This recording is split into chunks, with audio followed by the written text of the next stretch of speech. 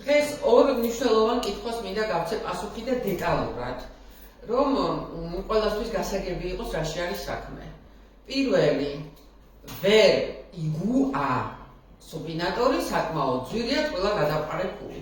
მეგობრებო, ვერ იგუა არ არსებობს ესეთი რამე, არ იგუა.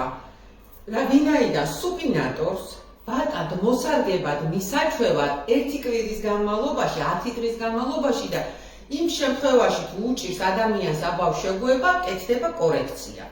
თან მიჩვევა როგორ უნდა იცით, ნახევარი საათი, ნახევარი და ესე ეტაპობრივად. სხვადასხვა დასრულებს არ უჭირს იმდენად, იმიტომ რომ ამ სქემას მიყვებიან. ბავშვი ამ სქემას ვერ გაყვება, ეს უნდა გააკონტროლოს მშობელმა. ამიტომ ძალიან გთხოვთ რა, თუ გაუჭირდა მიჩვევა, ეს სამკურნალო არის, ეს არ არის სილიკონი, რომელიც მხოლოდ კომფორტისთვის არის, ეს ცვლის აბსოლუტურად დაპირთვას ტერფზე.